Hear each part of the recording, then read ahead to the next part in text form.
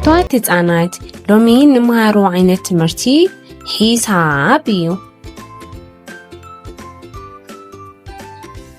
ኣብ ናይ ሎሚ ትምህርትና ድማ ጉዚ እንታይ ማለት እዩ፣ ረቋሕን ቆፃርን፣ ፍርቂ፣ ሲሶን ርባዕን፣ ከም እውን ምውድዳር ቀለልቲ ጉዚታት ክንመሃር ኢና። ስለዚ ብጽሞና ተኸታተሉ።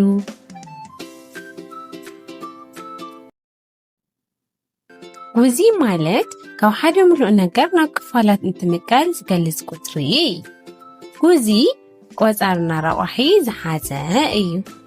ቆፃሪ ማለት ካብቲ ምሉእ ነገር ዘጉደልናዮ እንትኸውን፣ ረቋሒ ማለት ድማ እቲ ሙሉእ ብማዕረ ኣብ ክንደይ ከም ዝተኸፈለ ዝገልጽ መጠን ቁጽሪ እዩ።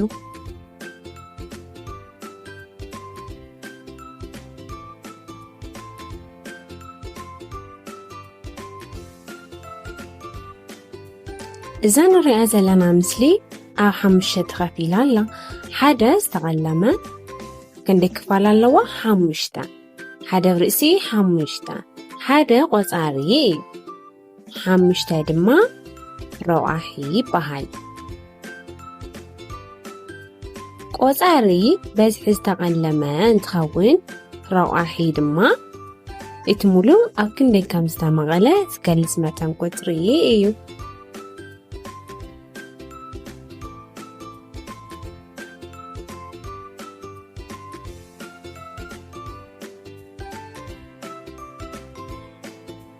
ሕዚ ድማ ብዛዕባ ፍርቂ፣ ሲሶን ርብዕን ክንመሃር ኢና። እዛ ትሪእዋ ዘለኹም ሕምባሻ ሓደ ምሉእ ሕምባሻ እዩ። ሙሉእ ማለት ምንም ዘይተኸፈለ ማለት እዩ። ከምኡ ድማ እታ ሕምባሻ ኣብ 2 ምስ ተመቐለት እታ ሓንቲ ክፋላ እንታይ ትበሃል? ፍርቂ ትበሃል። ብጉዚ እንትግለጽ ድማ ሓደ ርእሲ 2 ይኸውን። ብተመሳሳሊ እታ ሕምባሻ ኣብ 3 ምስ ተኸፈለት እታ ሓንቲ ክፋል እንታይ ትበሃል? ሲሶ ትበሃል። ብጉዚ እንትግለጽ ድማ ሓደ ርእሲ 3 ይኸውን።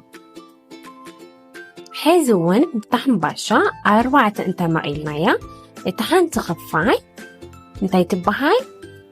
ርብዒ ወይ ድማ ርባዕ ትበሃል። ብጉዚ እንትግለጽ ድማ ሓደ ርእሲ 4 ይኸውን።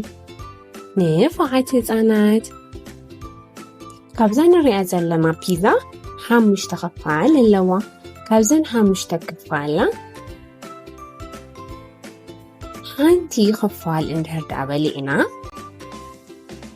ሓደ ኣብ ርእሲ ጠቕላላ ዝተኸፈሎ 5፣ ሓደ ኣብ ርእሲ 5 ይኸውን። ብተመሳሳሊ ካብዚ 5 ክፋል ዘለዋ ፒዛ 2 ክፋል እንድሕር ዳኣ በሊዕና ድማ ክንደይ ይኸውን? 2 ኣብ ርእሲ ጠቕላላ ዝተኸፈሎ 5፣ 2 ኣብ ርእሲ 5 ማለት እዩ። ብተመሳሳሊ ሕዚ እውን ካብዛ ፒዛ 3 ክፋል እንድሕር ዳኣ በሊዕና ክንደይ ይኸውን ህፃናት? 3 ኣብ ርእሲ 5 ይኸውን ማለት እዩ።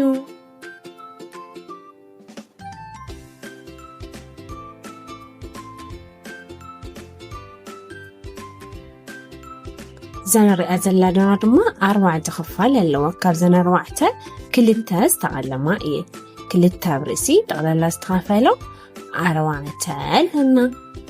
ስለዚ 2 ኣብ ርእሲ 4 ናይታ ክፋል ተቐሊሙላ ማለት እዩ።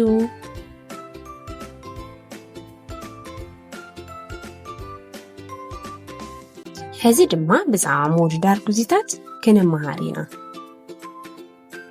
ጉዚታት እንትነወዳድር ረቑሒኦም ማዕረ እንተኾይኑ ዝነኣሰ ቆፃሪ ዘለዎ ጉዚ ዝነኣሰ ይኸውን። ቆፃሪኦም ማዕረ እንትኾይኑ ድማ ዝነኣሰ ረቑሒ ዘለዎ ጉዚ እንታይ ይኸውን?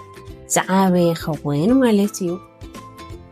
ንኣብነት 1/4 ምስ 2/4 እንትነወዳድር መዓረ ረቑሒ ኣለዎም። ቆፃሪኦም ዝተፈላለዩ 1 ምስ 2 1 ይንእስ 1/4 ይንእስ ካብ 2/4 ይኸውን ማለት እዩ። ብምስሊ ክንርኢ ከለና 1 ሕምባሻ ኣብ 4 ምስ ተኸፈለት 1 ክፋል ክንበልዕ ከለና 1 ሕምባሻ ኣብ 4 ምስ ተኸፈለ 2 ክፋል ክንበልዕ ከለና ዓይንኡ ዝዓበየ ዝኾነ ዝበፅሐና 2 ክንበልዕ ከለና ማለት ስለዚ 2/4 ይዓቢ ማለት እዩ።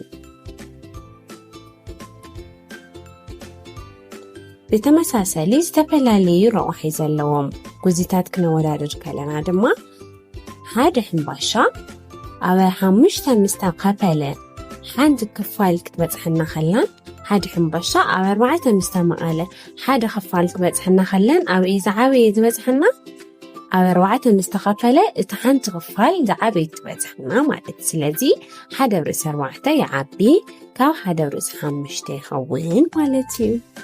ሕዚ ድማ ሕቶታት ክሓተኩም እየ። ካብዚ ንስዑ ሕቶታት ትክክለኛ መልሲ ምረፁ። ቁፅሪ 1 ካብ ጉዚ 2/5 ቆፃሪ ዝኾነ ቁፅሪ ኣየናይ እዩ? ሀ 2 ለ 5 ሐ ክልቲኦም መ መልሲ የለን።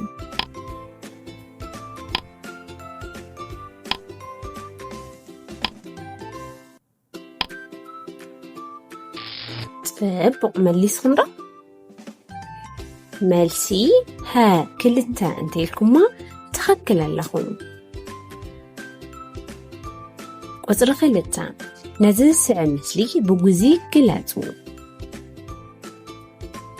ሀ 1/7 ለ 1/8 ሐ 8/1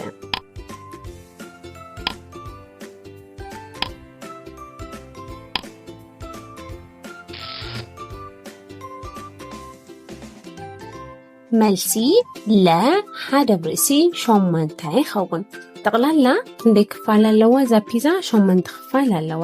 ካብዘን 8 ሓንቲ ተቆሪሳ ኣላ። ስለዚ 1/8 ይኸውን ማለት እዩ። ቁፅሪ 3 ካብቶም ኣብ ታሕቲ ዘለዉ ምስልታት ብጉዚ 2/4 ዝገልፅ ምስሊ ኣየናይ እዩ?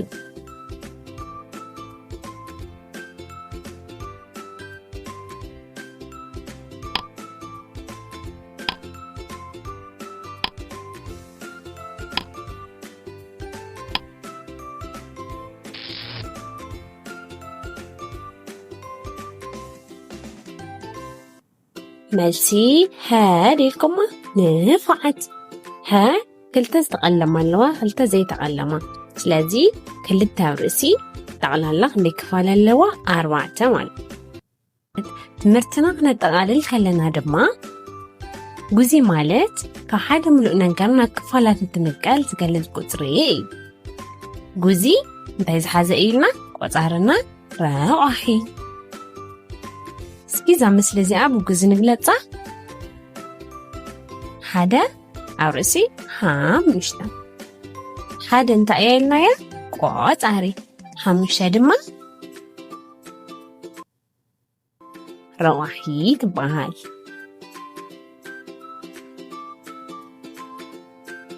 ጉዚታት እንትነወዳድር ድማ ረቑሒኦም ማዕረ እንትኮይኑ ዝነኣሰ ቆፃሪ ዘለዎ ጉዚ ዝነኣሰ እዩ። ቆፃሪኦም ማዕረ እንትኮይኑ ድማ ዝነኣሰ ረቑሒ ዘለዎ ጉዚ እንታይ ይኸውን ኢልና ተማሂርና? ዝዓበየ ይኸውን ማለት እዩ። ንፉዓት